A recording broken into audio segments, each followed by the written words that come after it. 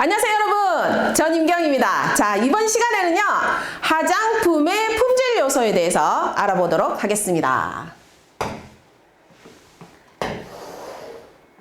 자, 화장품의 품질 요소라고 하면은요 우리가 화장품을 만들어서 그리고 유통하는 과정상 그리고 우리가 사용했을 때까지 아무 문제가 없도록 화장품에서 굉장히 중요한 부분을 관리하는 부분에 해당된다고 할 수가 있어요. 그래서 화장품의 품질 요소 4가지는 반드시 여기에 합당해야지만 완벽한 화장품으로서 우리가 판매를 할 수 있다. 이러한 뜻에 해당이 되는데, 여기에서 여러분들이 외우고 계셔야 되는 부분은요 바로 안전성이라고 하면 이게 무엇을 의미하는지, 그리고 각각의 요소가 어떠한 정의를 가지고 있는지에 대해서 여러분들이 명확하게 알고 계셔야 됩니다. 지금 여기에 나오는 단순하게 여러분들이 암기를 해서는 시험 문제를 풀 수가 없습니다. 다양하게 응용이 되고 실질적으로 우리가 화장품에서 적용이 되기 때문에 여러분들이 여기에 나오는 정의도 외우셔야 되지만 각각의 안전성을 위해서 우리가 어떠한 기준이 있는지, 그리고 안정성을 위해서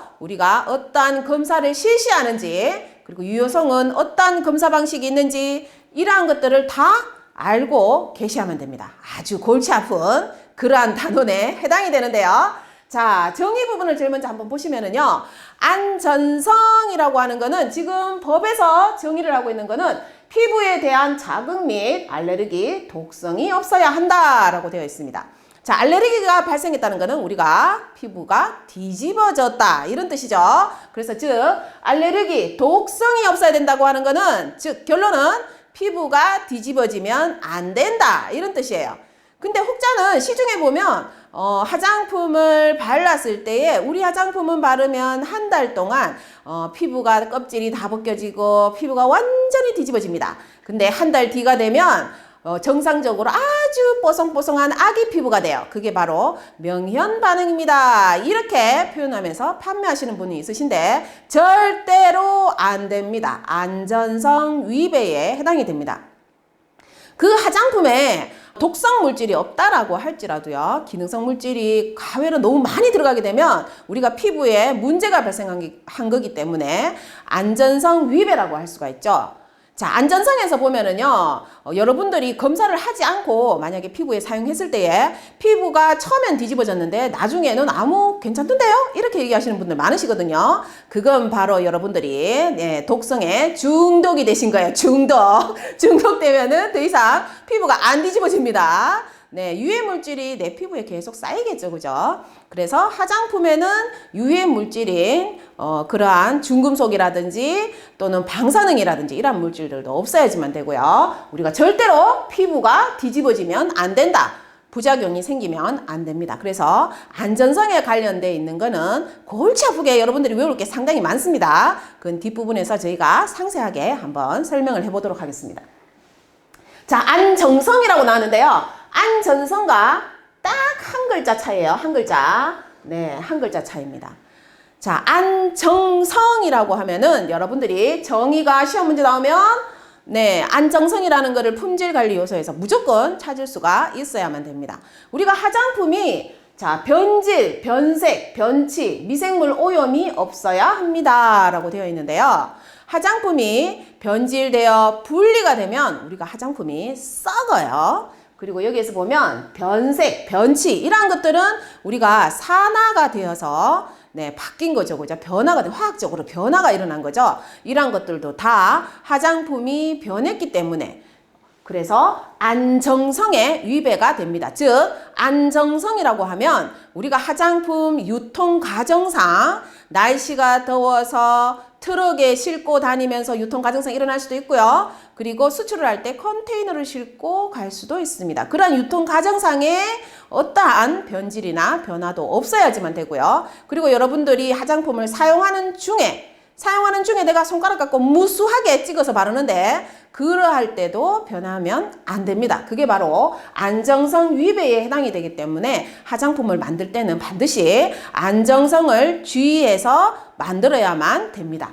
자, 그리고 유효성이라고 하면은요, 메이크업, 세정, 보습, 노화 억제, 미백, 자외선 뒷부분은 우리가 기능성 화장품에 관련된 내용이죠. 자, 이러한 기능 효과를 부여해야 된다라는 뜻인데 그게 바로 뭐냐면 자, 메이크업이라고 하면 화장이 돼야 돼요. 발랐는데 화장이 안 되고 후루룩 떨어지고 네, 화장 표현이 안 된다든지 또는 세정 자, 머리를 감거나 몸을 씻을 때 세정이 잘 돼야 되는데 세정이 잘 안 돼요.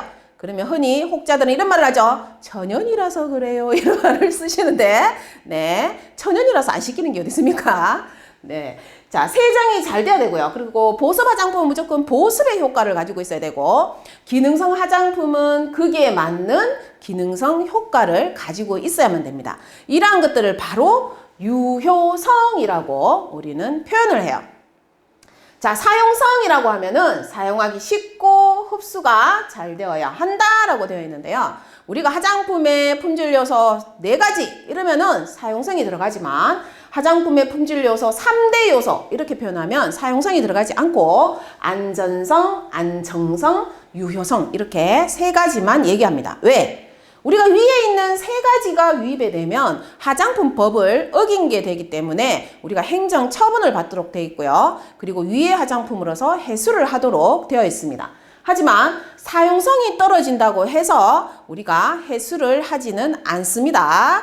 네, 물론 사용성이 떨어지면 법적으로는 제재를 안 받지만 문제는 뭐죠? 소비자가 외면을 하죠. 소비자가. 왜? 사용감이 영 시원찮아요. 사용감이 좋지 않아요. 이러면은 소비자가 절대로 사용하지 않습니다. 그래서 화장품 사장님은 소비자가 사용성에 좋도록 사용했을 때 발림성도 좋고 그리고 화장을 했을 때에 색조가 잘 묻어 있어야 되는데 우리가 화장품을 발랐는데 색조가 금방 떨어진다든지 이러한 일이 발생하거나 또는 화장품을 사용하는 방법이 너무 어렵거나 또는 크림을 발랐는데 한 박자 쉬고 흡수되는 부역회 백탁 현상이 일어난다든지 이렇게 사용성이 떨어지면 소비자는 외면한다는 거죠. 그래서 우리가 화장품을 만들 때 보면 화장품 회사는 사용성을 굉장히 중요시하게 생각을 합니다. 왜? 특히 색조 화장품은 더 그렇겠죠. 사용성을 굉장히 중요하게 생각을 하고 우리가 히트 쳤는 그 화장품을 보면 에어쿠션이라는 제품을 보시면은요. 자, 에어쿠션이 왜 탄생을 했겠습니까? 여러분들이 파운데이션을 사용할 때 보면 네, 손가락에 다 묻혀서 바르시죠? 네, 너무 힘듭니다. 색조라서 잘못하면 옷에 묻을 수도 있고요. 그리고 발랐을 때에 우리가 피부가 두껍게 발리기 때문에 굉장히 메이크업이 두껍게 나오죠. 그런데 요즘은 트렌드 자체가 메이크업을 굉장히 가볍고 얇게 바르는 게 또 트렌드예요. 그리고 쓰기 편해야 되고. 그런데 이러한 우리가 팩트와 파운데이션을 합쳐가지고 에어쿠션이라는 게 나왔죠. 손에 전혀 묻지 않고 또 사용했을 때에 가볍고 얇게 발리고 지속력도 오랫동안 가기 때문에 그건 바로 에어쿠션은 사용성을 굉장히 많이 높였기 때문에 네, 대히트를 쳤는 상품의 예라고 할 수가 있습니다. 그래서 여러분들은 여기에서 외우셔야 되는 부분은요.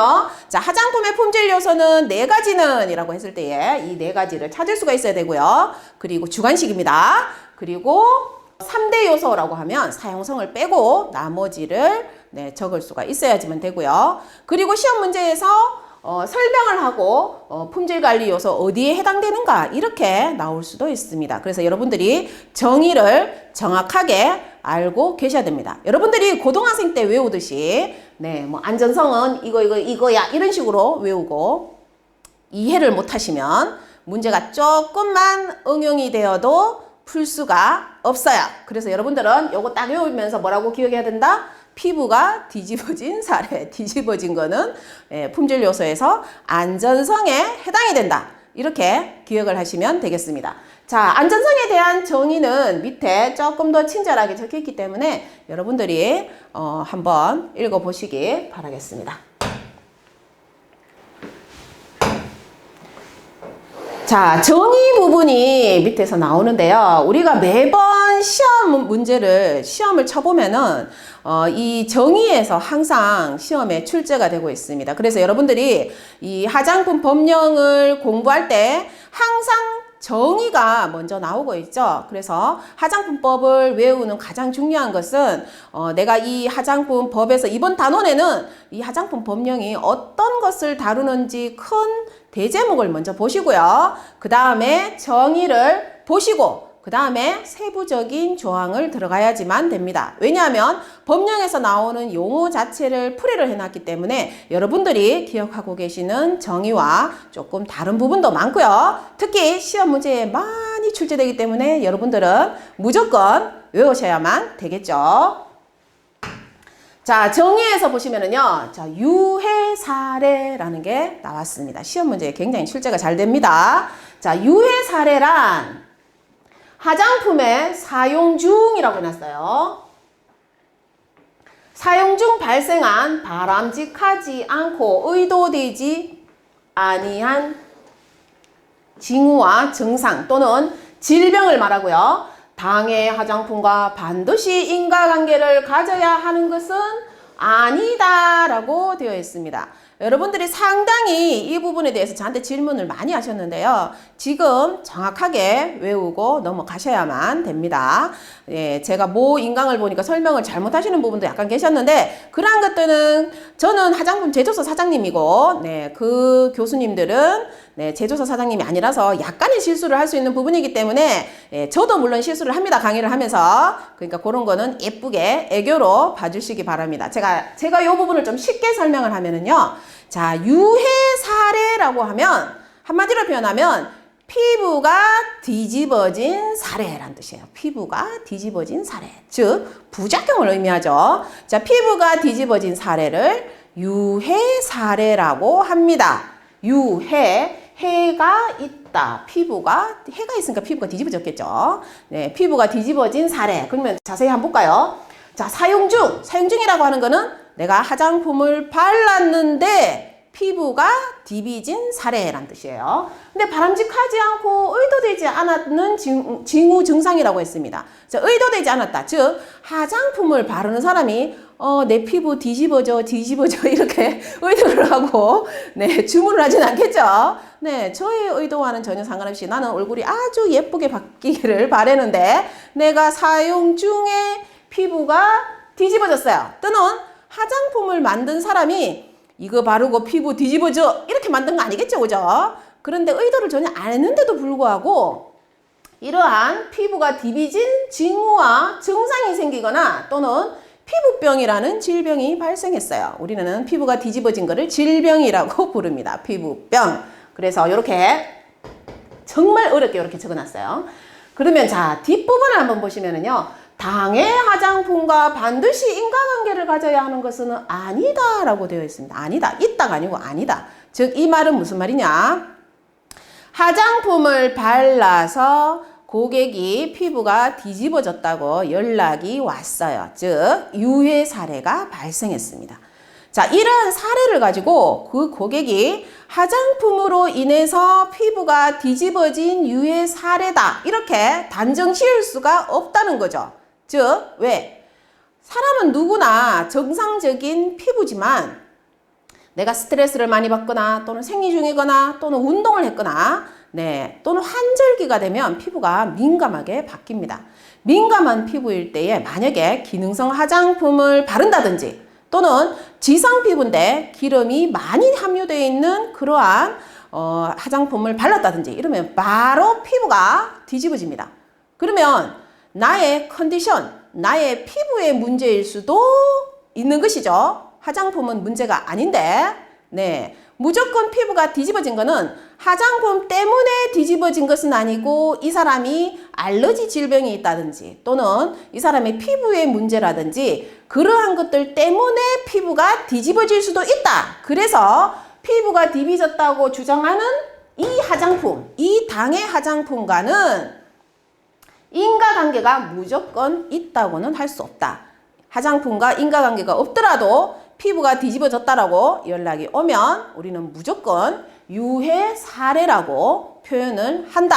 이런 뜻입니다. 그래서 마지막에 보시면 당해 화장품과 반드시 인과관계를 가져야 하는 것은 아니다라고 되어 있죠. 인과관계가 반드시 있는 것만이 유해 사례라고 하지는 않습니다. 그 고객이 전화 와서 피부가 뒤집어졌다고 하는데 무조건 화장품 때문에 뒤집어졌다고 우리가 판정을 해버리면 화장품 사장님이 무조건 배상을 해줘야 되는 사태가 발생을 하죠. 그래서 네, 그 경우가 아닐 수도 있다라고 적혀 있습니다. 그래서 이 부분은 유해 사례, 여러분들이 위해라는 말과 구분을 해서 잘 외우셔야 되겠죠. 유해 사례. 자, 밑에 보시면 중대한 유해 사례. 유해 사례 중, 즉 피부가 뒤집어지거나 이러한 부작용 사례 중에서 아주 중대한 사례, 중대하다라고 하는 거는 아주 내 목숨에 문제가 발생한 거예요. 뭐 사망이나 이러한 지경까지 가거나 아주 심각한 상태라서 병원에 입원한다든지 그러한 사례를 중대한 유해 사례라고 합니다. 그러면 자, 상세히 보시면은요. 사망을 초래하거나 생명을 위협하는 경우, 자, 생명이라는 말까지 나왔어요. 자, 입원 또는 입원 기간의 연장이 필요한 경우, 얼마나 심각하면 입원 기간을 연장해야 되겠습니까? 자, 지속적 또는 중대한 불구, 장애가 온 거죠, 그죠? 기능 저하를 초래하는 경우, 선천적 기형 또는 이상을 초래하는 경우, 이러하게 사람한테 굉장히 위험한 경우에 우리가 중대하다라고 합니다. 이런 경우까지 오는 거는 대부분 방사능 오염물질을 발랐을 때 이러한 문제가 발생이 되죠. 자, 여기 세 번째 보시면은요, 실마리 정보라는 게 나왔습니다. 실마리 정보는 우리가 일회 시험 때 주관식으로 출제가 됐었죠. 자, 유해 사례와 화장품 간의 인과관계 가능성이 있다고 보고된 정보로서 그 인과관계가 알려지지 아니하거나 입증 자료가 불충분한 것을 말한다. 즉, 이거를 바로 실마리 정보라고 합니다. 자, 즉 실마리 정보라고 하는 거는 무슨 뜻이냐면요. 자, 화장품을 바르고 피부가 뒤집어졌다는 사례가 굉장히 많이 나왔어요. 그래서 즉 추측하건대 이 화장품에 뭔가가 문제가 있는 것 같아. 이렇게 되면은 위해 화장품으로 판정이 되고 그 위해 화장품의 어떤 부분이 위배가 됐는지 식약처에서 검사를 합니다. 그런데 검사를 했는데 아무 문제가 없어요. 뭐 별다르게 오버되게 넣는 제품도 없고, 네, 미생물 검사에서도 괜찮고 중금속 검사에서 괜찮고 pH도 맞고 아무 문제가 없습니다.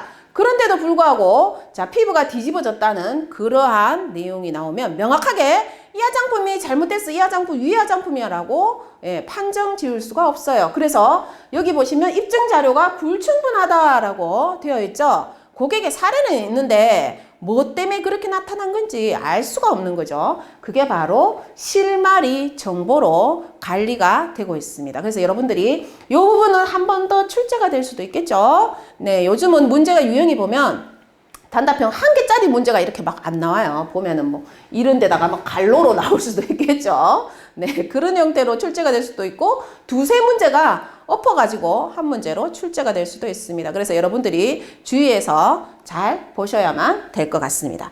자, 그 다음에 보시면 안전성 정보에 대해서 나왔는데요.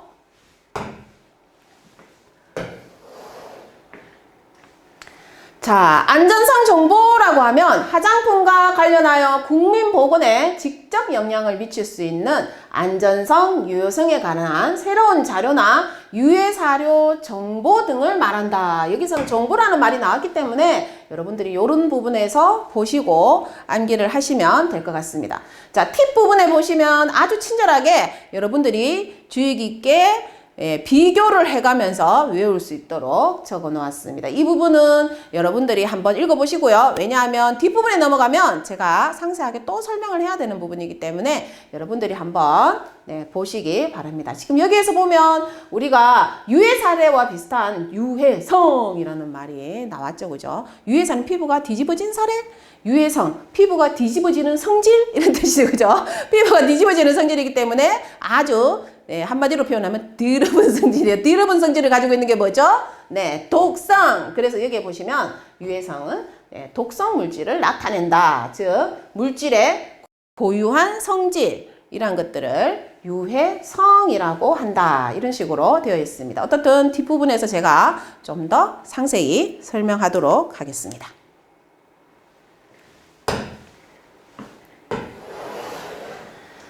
자, 안전성 정보의 보고에 대해서 보도록 하겠습니다. 자, 안전성 정보의 보고라고 하면 이 화장품의 안전성, 안전하지 않다. 즉, 피부가 뒤집어진 거를 봤다.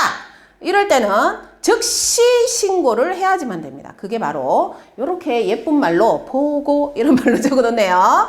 네, 안전성 보고는 자, 누가 해야 될 의무가 있는지 한번 보실까요? 의사, 약사, 간호사, 판매자, 소비자 이런 사람들 또는 관련 단체의 장은 화장품 사용 중 발생해서 알게 된 유해 사례, 즉 피부가 뒤집어진 사례, 안전성 정보에 대해서 반드시 식약처장 또는 책임 판매업자한테 보고를 해야 됩니다 라고 되어 있습니다. 즉 이 말은 제가 화장품을 바르고 피부가 뒤집어졌어요. 이렇게 해서 병원을 간다든지 이렇게 했을 때에 우리가 병원 의사나 약사, 간호사가 신고를 해야 된다는 뜻이고요. 또는 소비자가 화장품을 샀었는데 제 피부가 뒤집어졌어요. 이러한 말을 하면 화장품을 판매하는 판매자는 반드시 책판업자한테 얘기를 해서 네, 보고를 하도록 되어 있습니다. 즉, 유해 사례에 대해서 우리가 안전성 보고를 하도록 되어 있습니다. 안전성 보고는 언제 한다? 1년에 2번 한다. 아시죠? 1월과 6월 사이에 있었던 이러한 안전성 보고를 우리가 7월 달에 네, 보고를 하도록 되어 있고 7월과 12월 동안 있었던 이러한 유해 사례를 우리가 그 다음에 1월 달에 보고하도록 되어 있습니다. 그래서 이러한 보고를 반드시 하고 책판업자는 우리가 식약처장한테 꼭 보고를 그런 형태로 진행을 하도록 되어 있습니다. 자, 여기 보시면 소비자라고 되어 있는데요. 소비자가 직접 자기가 화장품을 썼는데 뒤집어진 경우에도 네, 불이 나게 신고를 참 잘하죠. 그죠? 네, 판매자가 굉장히 당황스러울 때도 많은데요. 이렇게 우리가 안전성 보고에 관련된 것, 즉 피부가 뒤집어진 사례에 대해서는 이렇게 의사나 약사, 간호사도 보고해야 될 의무를 가지고 있습니다. 여러분들이 객관식 나오면 헷갈릴 수 있는 부분이겠죠. 그죠? 자, 화장품 책임 판매업자는 다음 각 호의 안전성 정보를 알게 된 날로부터 15일 이내에 식품의약품안전처장한테 신속하게 보고하여야 한다라고 되어 있습니다. 그래서 이 15일은 우리가 시험 칠 때 굉장히 주관식으로 갈로로 많이 출제가 됐던 부분입니다. 그래서 여러분들이 반드시 기억을 하시고요. 자, 밑에 보시면은 중대한 유해 사례 또는 이와 관련하여 식품의약품안전처장이 보고를 지시한 경우에는 반드시 15일 이내에 하도록 되어 있습니다. 판매 중지나 해수에 준하는 외국 정부의 조치 또는 이와 관련하여 식품안전처장이 보고를 지시한 경우라고 되어 있습니다. 즉, 우리가 여기에서 보면 중대한 유해 사례라고 하면 굉장히 빠르게 신속하게 처리하지 않으면 그 피해가 어마무시하게 늘어날 수 있겠죠. 그래서 중대한 말이 나오면 무조건 15일로 기억을 하시고요. 그 다음에 식품처장이나 외국 정부에서 우리가 해수를 하라든지 이러한 조치가 내려왔다는 것은 굉장히 무서운 사태가 발생했다는 뜻이에요. 그래서 이러한 것들도 다 우리가 중대한 유해 사례로 보고 있습니다. 그래서 즉시 시행을 하도록 되어 있습니다. 자, 화장품 책임 판매업자는 신속 보고되지 아니한 화장품의 안전성 정보를 매 반기 종료 후 1월, 제가 설명했죠. 1월부터 6월, 요거를 반기라고 하죠. 네, 1년을 우리가 하나의 기로 본다면 1월부터 6월까지를 반기, 반틈의 기, 그 다음에 7월부터 12월까지를 네, 또 반틈의 기로 봅니다. 그래서 1년에 2번 신고를 하도록 되어 있습니다. 안전성 정보의 보고, 신속 보고, 정기 보고는 식품의약품안전처 홈페이지를 통해서 보고하거나 전자파일과 함께 우편 팩스 정보 통신망 등의 방법으로 할 수 있다라고 되어 있습니다. 지금 현재는 사실 법령에서는 우리가 우편 팩스 정보 통신망 뭐 이런 말을 쓰는데요. 실제는 우리가 전자 파일로 지금 하고 있죠. 그래도 법령에서는 이렇게 한다라고 했기 때문에 나이 많으신 분들은 절대로 못 하시면 네, 식약처 직원들 약 올리게 네, 우편물로 하셔도 될 것 같습니다. 네, 화를 안 낼지는 잘 모르겠습니다.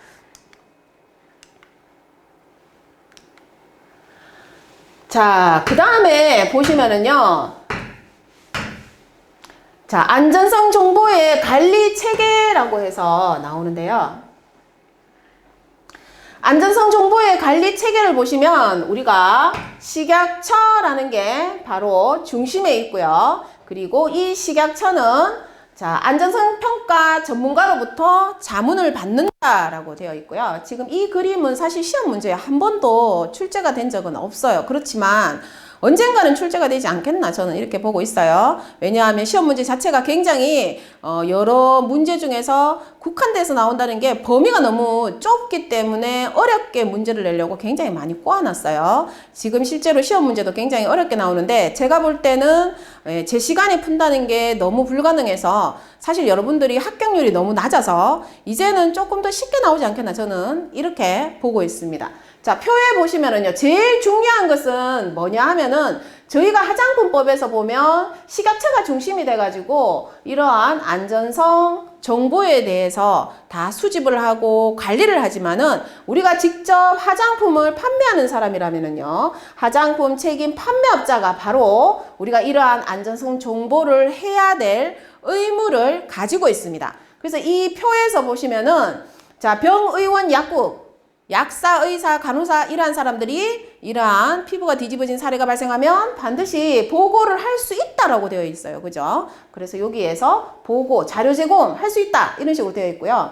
화장품 관련되어 있는 단체에서도 이러한 것들을 할 수 있다라는 게 아까 앞에서 내용이 나왔었습니다. 그래서 그거를 예쁘게 그림을 그렸다고 하는데 제가 볼 때는 하나도 안 예쁘네요. 자, 이런 형태로 진행이 된다라는 뜻이고요. 소비자도 자기 피부가 뒤집어진 거를 즉시 식약처에다가 신고를 할 수도 있습니다. 그래서 이렇게 피부가 뒤집어졌다는 자료를 제공할 수도 있고요. 자, 외국에서 뒤집어진 사례나 외국에서 국제적으로 요청하는 게 들어오게 되면 이렇게 외교부가 식약처로 보내서 정보를 교환하기도 하고요. 또는 너무 위급한 사태일 때는 외국 정부와 함께 직접적으로 이런 형태로 진행하기도 합니다. 그래서 제가 앞에서 설명했던 그 내용을 전체적으로 다 이렇게 보기 편하게 그림으로 그려놓았다. 이렇게 보시면 되겠습니다. 중요한 거는 이 부분이겠죠.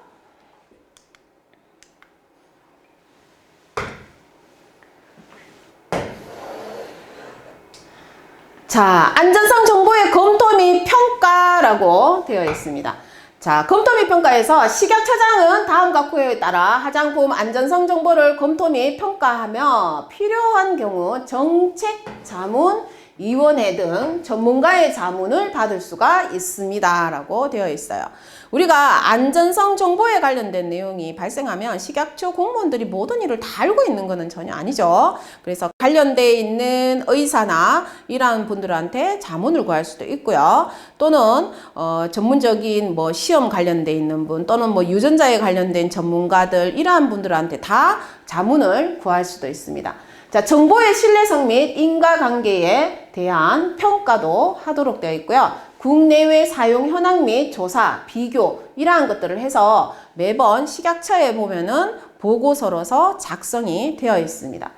자, 외국의 조치 및 근거도 확인을 해서 외국에 어떠한 조치를 취하고 어떠한 일을 하게 되면 우리도 거기에 대해서 안전성 평가를 다시 해서 조치를 취하도록 되어 있고요. 외국에서 사용하지 못하는 금지하는 원료가 발생하면 한국에서도 즉시 시행에 들어가는 게 바로 식약처장이 그러한 것들을 모니터링하기 때문입니다.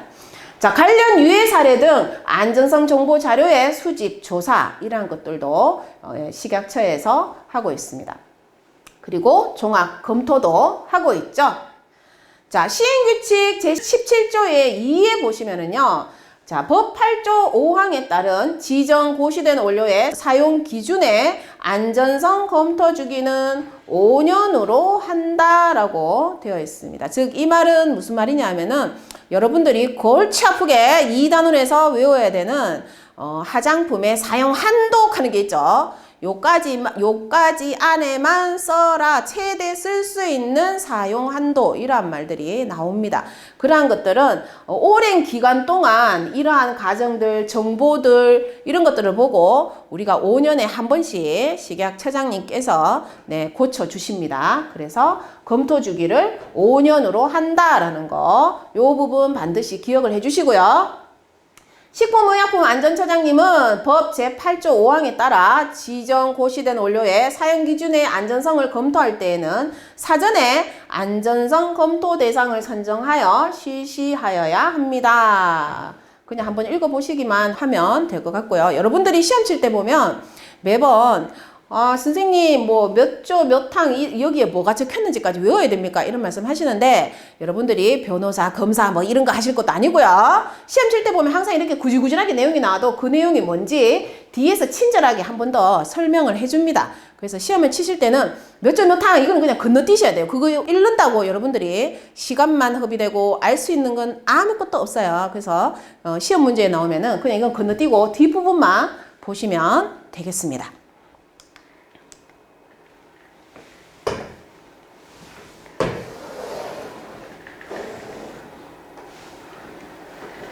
자, 후속 조치. 자, 식품의약품안전처장 또는 지방식품의약품안전청장은 이라고 되어 있는데요.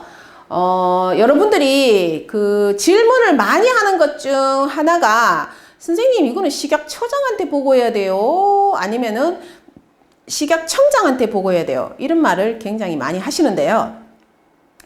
그렇게 헷갈리는 문제는 시험 문제에 나오지 않습니다. 자, 예를 들어서 우리가 화장품법에서는 식약처장한테 해라 이렇게 되어 있는데 시행규칙에 보면 식약청장한테 하래요. 이거 뭔 말이에요? 이렇게 말씀을 하시거든요. 자, 화장품법에 보면은 여러분들이 영업신고나 이러한 것들은 식약처장한테 하시오 이렇게 되어 있죠. 그런데 시행규칙에 보면은 관할 지역에 지방 식약청에다가 하시오 이렇게 되어 있습니다. 일이라고 하는 거는요 일원화가 되어 있는데 누구나 제일 꼭대기 있는 사람이 모든 일을 할 수는 없습니다.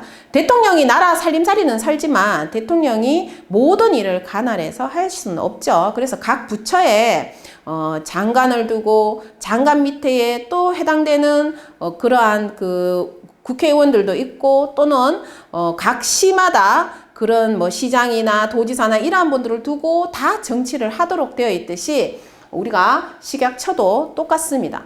식약처의 대장은 식약처장님이시지만 각 지역별로 올라오는 우리가 영업을 신고하거나 또는 폐업을 하거나 또는 보고를 하거나 이러한 것들이 무수하게 많은데 다 관리를 할 수가 없죠.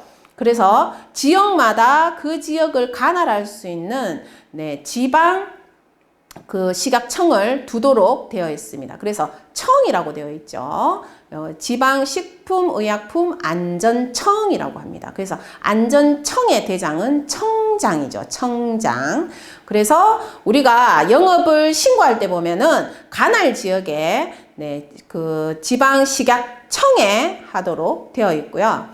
그거를 식약처라고 적는다고 해서 잘못된 것은 아닙니다. 그래서 법은 전체적으로 여러분들이 이해만 하시면 되죠. 객관식에서 만약에 그 영업 등록을 할 때 식약처에 한다, 식약처장한테 한다 이런 말 적혔다고 해서 틀린 게 아니라는 뜻입니다. 그런 거를 가지고 시험 문제로 나오지는 않습니다. 자, 1번 품목, 제조, 수입, 판매 금지 및 수거, 폐기 등의 명령. 자, 이러한 것들은 다 식약청에서 만약에 화장품에 문제가 발생하게 되면은요, 이 제품을 더 이상 만들지 마, 더 이상 수입하지 마, 일단은 판매하지 말고 있어봐. 이렇게 또는 이 제품에 유해 사례가 발생했는데 이 제품이 어떤지를 조사해 봐야 되겠어. 그래서 강제로 수거도 해가고 폐기 처분도 하기도 합니다. 이러한 것들이 다 바로 식약처장님이나 또는 식약청장님이 할 수 있다라는 그러한 뜻이에요. 자, 사용상의 주의사항 등도 추가시킬 수가 있습니다. 즉 사용상의 주의사항이라고 하는 거는 우리가 공통사항이나 반드시 기재해야 되는 사항 같은 경우에는 식약처에서 우리가 고시를 해놨죠, 그죠? 그렇지만 판매하는 사람이 가외로 또 하나 더 추가를 하는 경우도 있습니다. 어떠한 사태가 발생할 거를 대비해서 넣는 경우도 있죠. 우리가 바나나 같은 경우에 보면은 바나나를 먹다가 말고 버려놓고 밟아서 미끄러져서 넘어질 것이라고 누가 생각을 했겠습니까? 그러한 사태가 일어난 뒤로부터 바나나 껍질에 보면 사람들이 뭐라고 적어놨나요? 밟으면 미끄러져요. 이런 말 적어놨죠. 그죠? 네, 밟으면 미끄러 넘어지니까 조심하시오. 이런 말 적혀 있듯이 똑같습니다. 보통 비누 파시는 분들도 추가하는 경우도 있습니다. 우리가 화장품에서는 주의사항이 적혀 있는데도 불구하고 비누를 파시는 분들은 비누를 사용 중에 네, 미끄러워서 넘어질 수 있으므로 주의하시오라는 이러한 문구를 추가하시는 분들도 있습니다. 자, 조사, 연구 등의 지시 이러한 것들도 식약처에서 지시를 할 수가 있어요.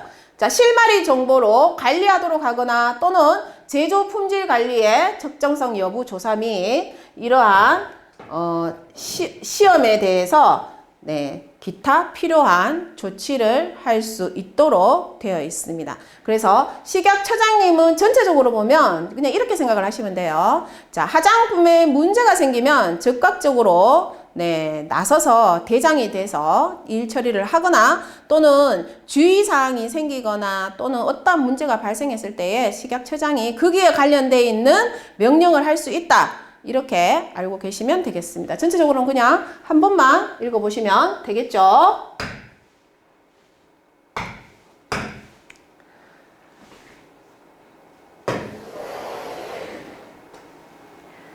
자, 정보의 전파 등이라고 나오고 있네요. 자, 식품의약품안전처장은 안전하고 올바른 화장품의 사용을 위하여 화장품 안전성 정보의 평가를 화장품 책임 판매업자 등에게 전파하고 필요한 경우 소비자에게 제공할 수 있다라고 되어 있습니다. 그래서 모든 화장품의 주인은 책판업자에 해당이 되기 때문에 항상 식약처에서는 책판업자한테 전달을 하고요. 어떠한 문제가 발생했을 때도 책판업자가 식약처에 보고를 하도록 되어 있습니다.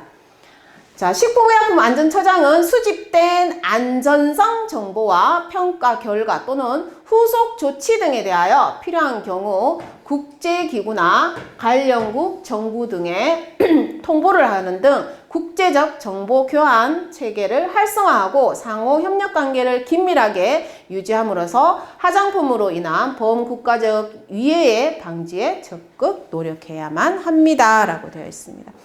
현재 대한민국은 웬만한 국가들하고는 다 정보를 주고받고 있습니다. 그래서 나라 간에 문제가 발생하게 되면 어떤 물질이 유전성으로 어떤 문제가 발생을 일으킨다 또는 화장품으로는 적합하지 않다 이런 게 나오면은 즉각적으로 거의 대부분 비슷한 법령을 사용을 하고 있습니다. 자, 보고자 등의 보호, 보고자는 고자질한 사람이죠. 화장품 안전성 정보의 수집, 분석 및 평가 등의 업무에 종사하는 자와 관련 공무원은 보고자, 환자 등 특정인의 인적 사항에 대한 정보로서 당사자의 생명, 신체를 해할 위력가 있는 경우 또는 당사자의 사생활의 비밀 또는 자유를 침해할 우려가 있다고 인정되는 경우는 당사자 또는 제3자 등의 권리와 이익을 부당하게 침해할 우려가 있다고 인정되는 사항에 대해서는 이를 공개하지 않고 비공개로 처리하고 있습니다. 그래서 여러분들이 보고 신고를 한다고 해서 유해 사례를 신고를 한다고 해서 누가 신고를 했는지 그러한 것들은 까발려지지 않습니다. 그냥 비밀로 하고 있습니다. 자, 영유아 및 어린이용 화장품의 안전성에 대해서 있는데요. 자, 영유아 및 어린이에 대한 정의부터 여러분들은 알고 계셔야 되죠. 자, 화장품을 하게 되면은요, 우리가 화장품 유형에서 어린이는 나오지 않았지만 영유아라는 단어가 나왔었습니다. 그래서 영유아가 몇 살을 의미하는지 그리고 어린이는 몇 살을 의미하는지 화장품 법에서 규정하고 있는 영유아의 나이, 어린이의 나이는 명확하게 알고 계셔야 됩니다. 그래서 여기 보시면 영유아는 만 3세 이하, 어린이는 만 4세 이상부터 만 13세 이하라고 되어 있습니다. 주관식으로 출제가 굉장히 잘 될 수 있는 부분이고 실제로 주관식 출제로 됐었습니다. 그래서 자주 단골로 나올 수 있는 부분이기 때문에 나이 부분은 반드시 기억을 하시고요. 그 다음에 이상 이하 이런 말을 정확하게 기억을 해주시기 바랍니다. 근데 우리가 화장품법 그러면 무조건 만 3세 아니면 만 13세 이하 이렇게 많이 쉬운 문제 출제가 되는데요. 우리가 이 나이와 전혀 다른 나이가 나오는 게 바로 만 5세 미만이라는 안전용기에 관한 네, 그러한 내용이 나올 때 나이가 틀리죠. 그게 바로 화장품법이 아니고 통상자원부 장관이 만든 법이기 때문에 우리가 나이가 다릅니다. 화장품뿐만 아니고 다른 법에도 제가 적용이 된다라고 얘기를 했었죠.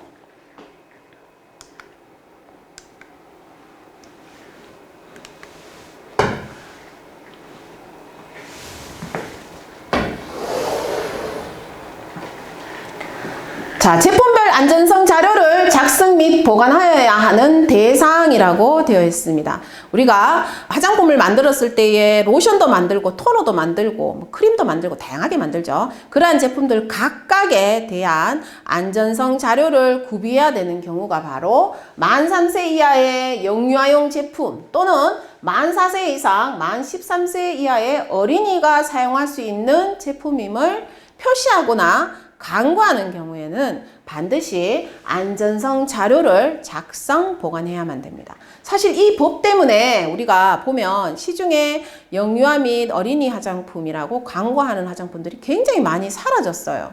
왜냐하면 구비해야 되는 자료 자체가 너무 많이 생겼죠.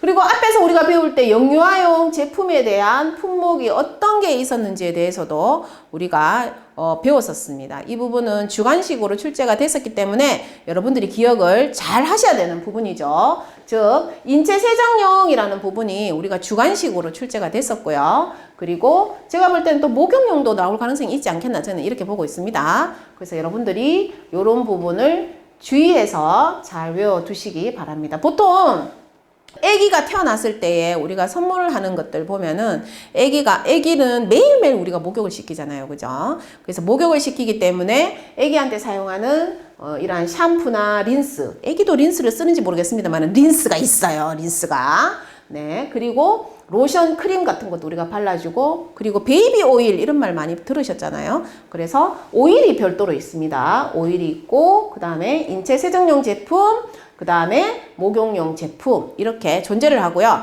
우리가 제품 유형에서 보면 어린이 제품은 따로 없습니다. 그래서 밑에 나와 있지 않죠. 그래서 얼마나 신납니까? 외울 게 줄었어요.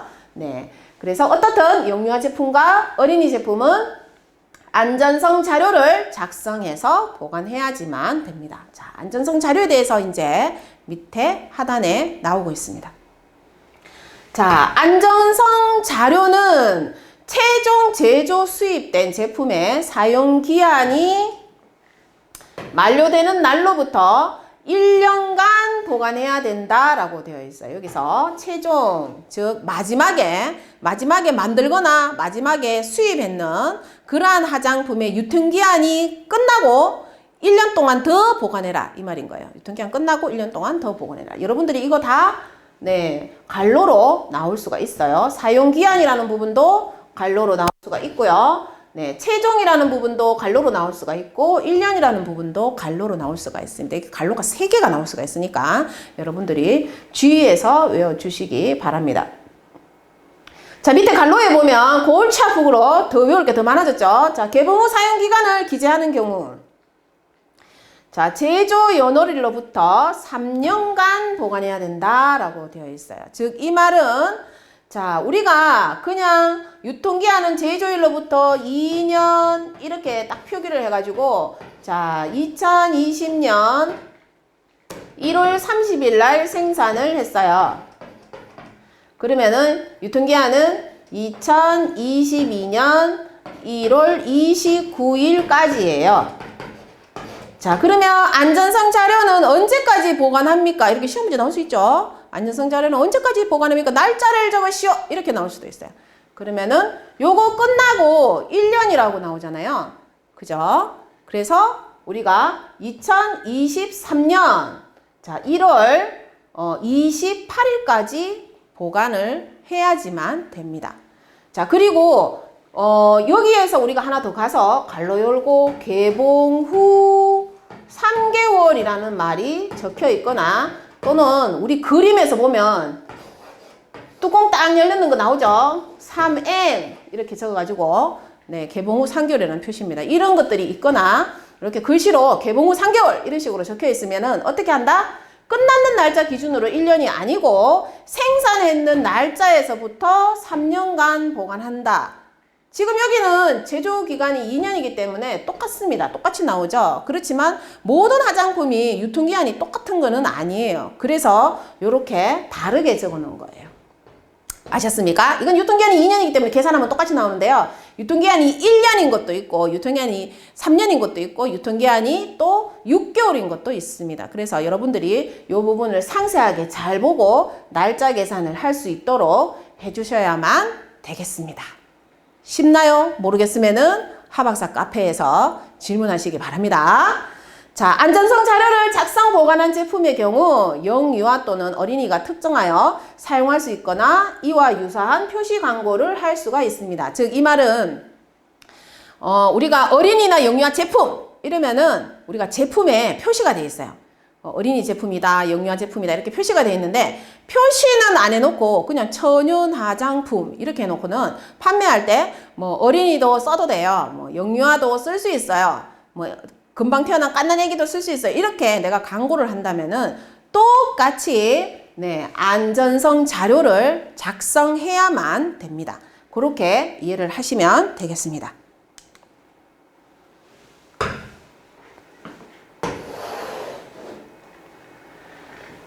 자, 우리가 그러면 안전성 자료에는 주로 어떤 게 있는지에 대해서 보시면은요. 자, 안전성 자료에는 제품 및 제조 방법에 대한 설명 자료가 있어야 되고요. 그 다음에 화장품의 안전성 평가 자료가 있어야 되고 제품의 효능 효과에 대한 증명 자료가 있어야만 됩니다. 너무 어렵죠? 근데 외워야 돼요. 시험 문제 나옵니다. 자, 제품 및 제조 방법에 대한 설명 자료, 안전성 평가 자료, 제품의 효능 효과에 대한 증명 자료 어느 하나가 비워서 나올 수도 있고요. 또는 객관식으로도 나올 수가 있기 때문에 이 부분은 여러분들이 신경 써서 외워주셔야만 될 것 같습니다. 자, 안전성 자료의 보관 기간에 대해서 예시가 되어 있습니다. 이러한 예시문들은 시험 문제에 종종 출제가 되는데 객관식으로 굉장히 많이 나오기 때문에 여러분들이 많이 헷갈릴 수가 있는 부분이라고 할 수 있습니다. 자, 화장품의 1차 포장에다가 자, 사용기한을 표시하는 경우 자, 1차 포장이 뭡니까? 내용물을 넣는 화장품 병이죠. 화장품 용기에다가 사용기한을 표시하는 경우에는 자, 영유아 또는 어린이가 사용할 수 있는 화장품임을 표시 광고한 날로부터 표시하거나 광고한 날로부터 마지막으로 제조 수입된 제품의 사용기한 만료일 이후 1년까지의 기간인 경우 제조는 화장품 이러한 경우의 제조는 화장품의 제조 번호에 따른 제조일자를 기준으로 한다. 제조 번호에 따른 제조일자 기준으로 한다라고 되어 있죠. 이 부분도 갈로로 외워두시기 바라고요. 그 다음에 수입은 통관 일자를 기준으로 한다라고 되어 있습니다. 그래서 우리가 이것도 주관식으로 통관 일자 부분이 갈로로 돼가지고 나왔었어요. 그래서 제조 번호에 따른 제조 일자를 기준으로 하고 통관 일자를 기준으로 한다라는 거. 제조 번호는 뭐예요? 우리가 로또 번호를 얘기하죠. 우리가 제조 생산되는 날짜에 따라서 제조 번호는 계속 달라집니다. 그래서 제조 번호에 따른 제조 일자라고 되어 있고 수입은 통관 일자를 기준으로 합니다. 그래서 갈로를 반드시 기억을 해주시고요. 화장품의 1차 포장에 개봉 후 사용기간을 표시를 했네요. 개봉 후 사용기간 표시하면 제일 짜증나죠. 우리가 앞에 부분에서 한번 나왔었습니다. 영유아 또는 어린이가 사용할 수 있는 화장품임을 표시 광고한 날로부터 마지막으로 제조 수입된 제품에 여기서 항상 마지막이란 말이 나오고 있어요. 제조 연월일 이후 3년까지 앞에서 한번 나왔던 예시이기 때문에 똑같은 말로 반복적으로 나오고 있습니다.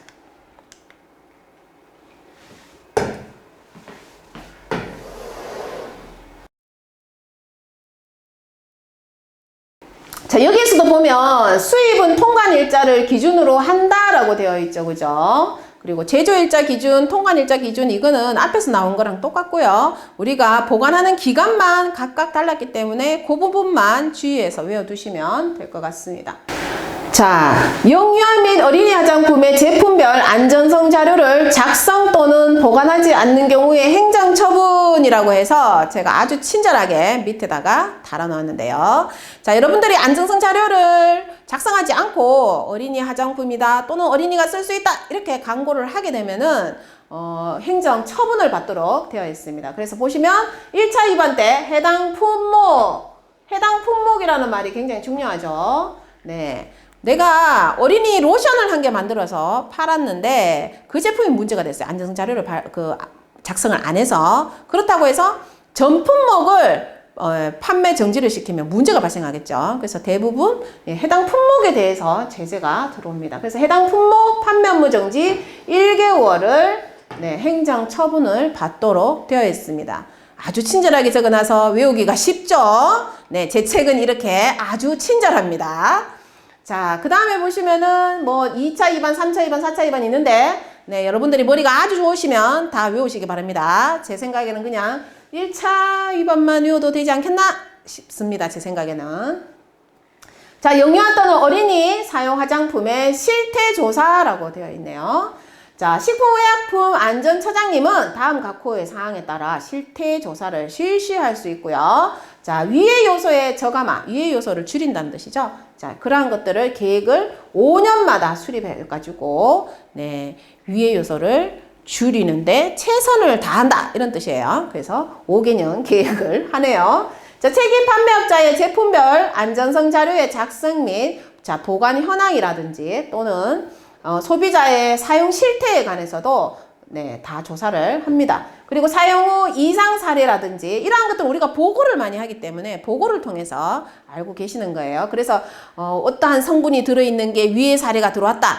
내지는 이러한 사례를 보고 우리가 왜 그 기능성 화장품 같은 경우에 그 식약처장님이 아주 친절하게 자료 제출을 안 해도 쉽게 허가를 내주는 보고라는 게 있잖아요. 그죠? 네, 그러한 기능성 화장품도 많은 판매업자들이 몇 %를 넣고 뭐 예를 들어서 나이아신아마이드를 뭐 2% 넣은 사람이나 5% 넣은 사람이나 다 별 문제 없이 부작용 사례가 없었다. 이러면은 뭐 이거 계속 돈을 이렇게 많이 들여서 기능성 화장품 허가를 낼 필요가 있을까? 이런 경우는 안전하니까 내가 그냥 자료 안 받고도 해줘야 되겠다. 이런 식으로 해줍니다. 그게 바로 이러한 제도 때문에 생긴 거라고 할 수가 있습니다. 그래서 5년마다 수립한다라고 했기 때문에 5년마다 새로운 성분들이 다시 업그레이드 되는 사례가 굉장히 많죠. 자, 그 다음에 식품의약품 안전처장은 제1항에 따른 실태조사 및 계획 수립을 위하여 화장품 영업자, 그 밖에 관련 협회, 단체 등에 대하여 필요한 자료의 제출을 요청받아서 네, 정보 수집도 이러한 형태로 하고 있습니다.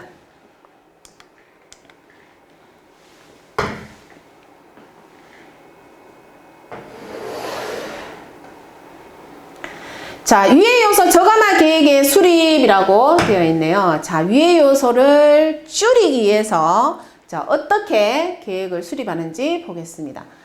자, 영유아 또는 어린이가 사용할 수 있는 화장품임을 표시 광고하려는 경우에는 제품별로 안전과 품질을 입증할 수 있는 자료에 따른 이해 요소 저감화 계획에는 다음 각 호의 사항이 포함되어야 한다. 즉, 어린이 제품의 부작용 사례, 위해 요소 이러한 것들을 줄이기 위해서 네, 나와 있는 내용이다. 이렇게 보시면 되겠습니다. 위해 요소 저감화를 위한 기본 방향과 목표에 대한 내용, 그리고 위해 요소 저감화를 위한 단기별 및 중장기별 추진 정책, 즉 짧게는 저감화를 위해서 어떤 정책을 할 것이고 그리고 길게는 어떠한 정책을 하겠다. 이러한 뜻으로 정책 수립을 한다라는 뜻이고요. 위해 요소 저감화 추진을 위한 환경 여건 및 관련 정책에 대해서 평가도 실시해서 우리가 이러한 저감화 정책을 좀 더 어떻게 업그레이드를 해야 되는지 어떻게 감시를 해야 되는지 이렇게 네, 관리를 합니다. 위해 요소 저감화 추진을 위한 조직 및 재원 등에 관한 사항도 나오고요. 그 밖에 1호부터 4호까지의 사항과 유사한 것으로서 위해 요소 저감화를 위한 식품의약품 안전처장이 필요하다고 인정되는 사항에 대해서 다 내용을 넣어서 저감화 계획을 수립하고 있습니다. 자, 여기서 여러분들이 선생님 이거 외워야 돼요. 그냥 한번 읽고 넘어가시기 바랍니다. 근데 뭐 처장님이 해야 될 일을 굳이 뭐 처장님이 물어보겠습니까? 저는 이렇게 보고 있어요, 그냥.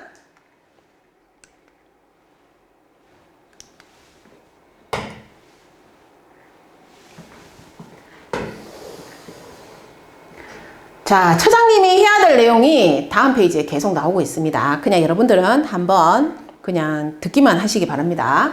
자, 식품의약품 안전처장은 위의 요소 저감화 계획을 수립하는 경우에는 실태 조사에 대한 분석 및 결과를 반영해서 해야 되는 당연한 거죠. 그냥 막연하게 하진 않겠죠. 어떤 거든 조사를 해서 그 조사 내용에 관련되어 있는 거를 평가를 넣어서 계획을 수립합니다. 처장님이 이렇게 계획을 많이 수립을 하시네요. 자, 식품의약품 안전처장은 위의 요소 저감화 계획의 수립을 위해 필요하다고 인정되는 경우에는 관계 행정기관, 공공기관, 법인, 단체 또는 전문가 등의 의견이나 또는 자료 제출 등을 요청할 수가 있고요. 당연히 자문을 구해야 되겠죠. 자, 식품의약품 안전처장은 위의 요소 저감화 계획을 수립한 경우에는 그 내용을 식품의약품 안전처 인터넷 홈페이지에 반드시 공개를 하도록 되어 있습니다. 했는지 안 했는지 알 수가 없으니까 왜? 꼭 책판업자만 뭘 해야 됩니까? 네, 식약처장님도 노력을 했다는 거를 우리한테 보여줘야지만 됩니다. 자, 여기에서 규정한 사항 외에 위의 요소 저감화 계획의 수립, 대상, 방법, 절차 등에 필요한 세부 사항은 당연히 처장님이 정해서 처장님이 실시를 합니다. 처장님 위에 있는 사람이 정해주는 게 아니고 식약처 내의 일이기 때문에 식약처장님이 정해서 실시를 합니다.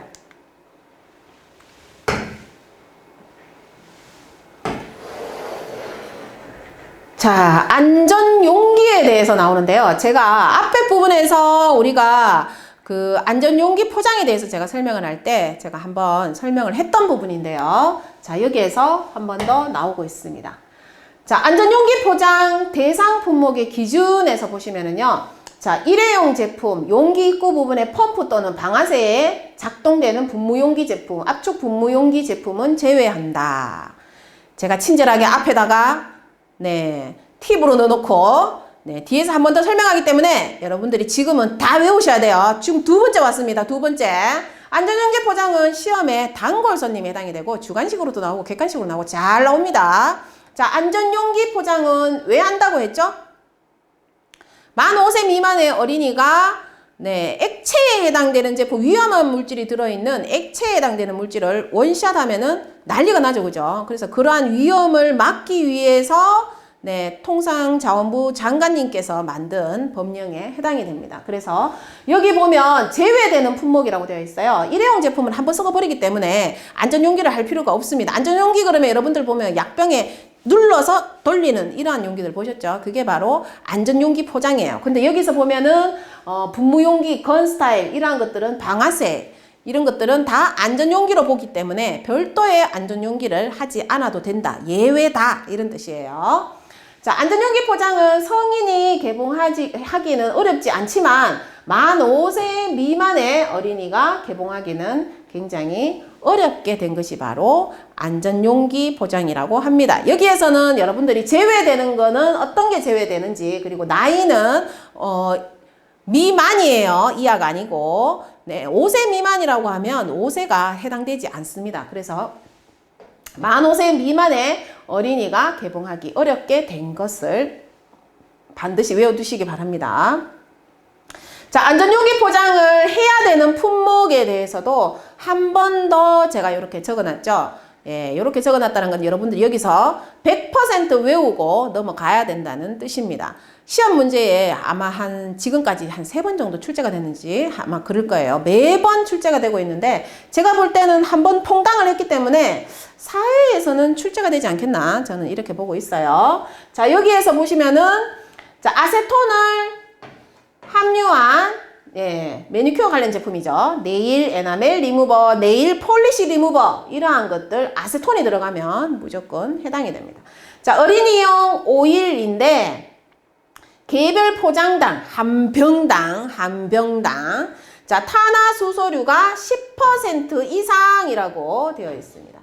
탄화수소류. 여기 탄화수소류 우리가 오일에 제일 많이 사용하는 게 미네랄 오일이죠. 그죠? 그래서 미네랄 오일로 싹 바꾸치기해서 나올 수도 있습니다. 시험 문제에. 그래서 미네랄 오일 이렇게 적어 놓으세요. 탄화수소류가 도대체 어떤 오일을 얘기하는지. 여기서는 여러분들이 탄화수소류에 해당되는 오일을 다 외우고 계셔야 되죠. 우리가 2단원에서 나옵니다. 네. 자, 운동점도 그러니까 흐르는 네, 그러한 점도에 해당이 됩니다. 21cm 이하입니다. 자, 비에멀전 타입. 에멀전이라고 하면 오일과 물로 우리가 혼합해서 만든 제품, 즉 로션과 크림과 같은 이러한 타입을 우리가 에멀전이라고 하는데요. 비에멀전이기 때문에 에멀전이 아닌, 즉 로션과 크림이 아닌 액체 상태라고 되어 있어요. 액체. 여기 액체가 주의 깊게 반드시 외우셔야 되는 부분이고요. 자, 그리고 개별 포장당 메틸 살리실레이트를 5% 이상 이러한 숫자들 시험 문제에 무조건 단골로 출제가 되기 때문에 여러분들이 다 외우셔야 되는 부분이에요. 그리고 액체, 여기도 액체라고 나왔습니다. 앞에 있는 부분 다 나오고 액체가 아니라 로션, 크림 뭐 이런 식으로 나오면 해당이 안 되겠죠. 위에도 똑같습니다. 21cm 이하라고 했는데 뭐 22, 25 뭐 이런 식으로 나올 수도 있잖아요. 그죠? 그래서 바꾸치기를 해서 해당됩니까? 또는 시험 문제에 만약에 미네랄 오일이 운동 점도가 20cm/인 액체입니다. 이렇게 나올 수도 있어요. 그러면은 안전용기 포장을 해야 되는구나. 왜? 21cm 이하기 때문에 이렇게 알고 계시면 되겠습니다.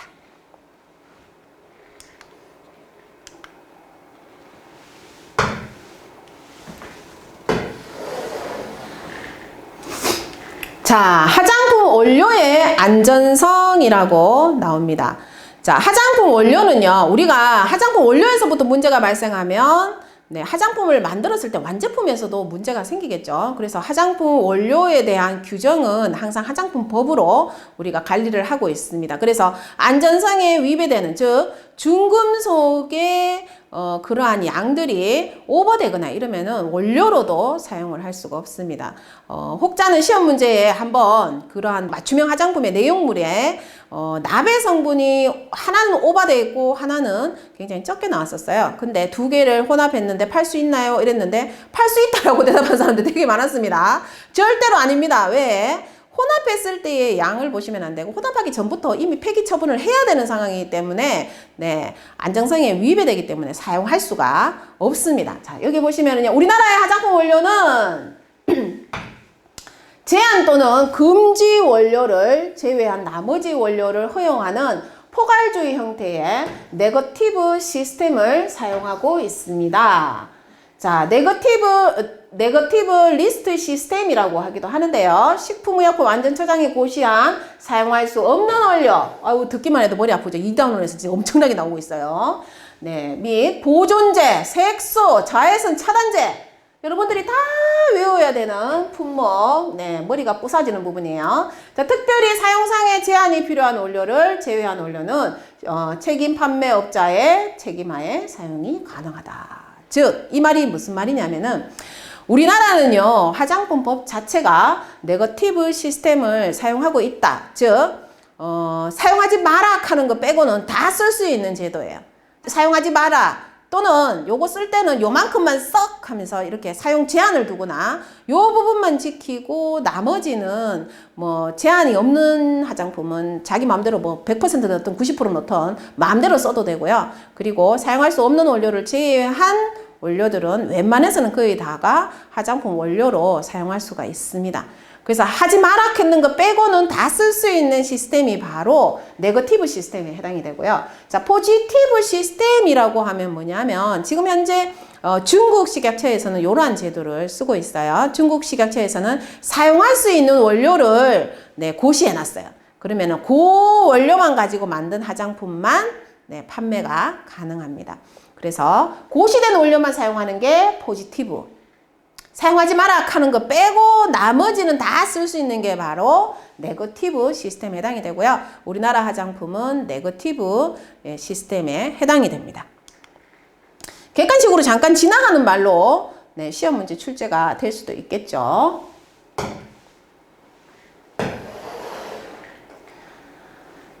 자, 제품별 안전성 자료에 대한 작성 방법에 대해서 나와 있는데요. 우리가 작년에 이런 것들이 발표나면서 우리가 외워야 되는 게 더 많이 늘어났습니다. 어린이 제품의 안전성 자료에 대해서 작성을 할 때 어떠한 방식으로 작성을 하면 되는지에 대한 내용입니다. 이건 시험 문제 나오면 여러분들이 많이 틀릴 수 있겠죠?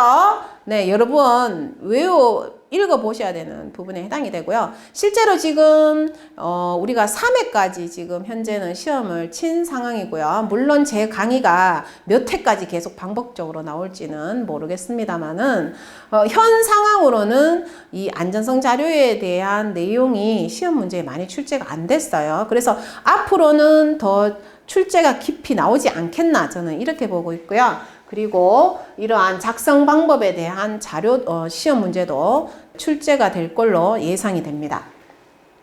자, 여기에서 한번 보시면은요. 자, 제품 및 제조 방법에 대한 설명 자료를 제출해야 되는데요. 자, 이 자료에 들어가는 내용은 제품에 대한 설명 자료에서 제품의 효능, 효과, 그리고 사용상의 주의사항, 원료명, 분량, 보관 조건, 사용기한 또는 개봉 후 사용기간 등 제품에 대한 상세 내용의 자료가 들어가야 되고요. 해당 내용이 포함된 경우 제품 표준서 사본이라는 것도 있어야 됩니다. 또는 수입 제품 같은 경우에는 수입관리 기록서 사본으로 대처할 수 있다라고 되어 있죠. 그래서 이 부분이 시험 문제에 출제될 가능성이 상당히 높기 때문에 여러분들이 이 부분은 주의해서 외워두시도록 하고요. 자, 제조 방법에 대한 설명 자료를 제출해야 되는데요. 제조 방법에 대한 설명 자료에는 이러한 내용들이 들어가야 된다라고 적혀 있습니다. 보시면은 최종 완제품이 만들어지기까지의 제품의 제조 방법에 대한 정보를 포함하여 작성해야만 됩니다. 이거는 제목에 나오는 부분이기 때문에 여러분들이 그냥 한번 쭉 읽어보시면 되겠죠. 해당 내용이 포함된 경우 제조관리 기준서 사본, 제품 표준서 사본, 또는 수익관리 기록서 사본으로 대처할 수도 있습니다. 즉, 자, 보시면 제조 방법에 대한 설명 자료는 자, 제조 방법에 대한 정보를 포함하여 작성할 수도 있겠지만 우리가 이러한 제조관리 기준서, 제품 표준서, 수익관리 기록서 이러한 것들로 대처할 수 있다라고 되어 있죠. 자, 이 부분도 주의해서 외워주셔야 되겠고요. 자, 그 다음에 두 번째 화장품의 안전성 평가 자료에 대해서 우리가 제출하도록 되어 있는데요. 자, 안전성에 대한 평가입니다. 자, 제조 시 사용된 원료 및 제품의 안전성 평가 자료라고 해서 원료에 대한 검토 자료가 있어야 됩니다. 해당 제품에 대해 사용되는 각각의 원료에 대한 물리화학적 특성, 독성 등 정보를 포함한 자료로서 각 자료에 대한 기준, 규격 정보를 포함하여 자료를 작성해야만 됩니다. 이러한 작성 자료는 대부분 MSDS라고 해서 그러한 자료에 우리가 원료에 대한 내용들이 적혀 있습니다. 다만 제조 과정 중에 제거되어 최종 제품에 남아있지 않는 경우에는 그러한 성분들은 제외할 수가 있습니다. 그래서 이 부분도 여러분들이 주의 깊게 봐주셔야지만 되는 부분이고요.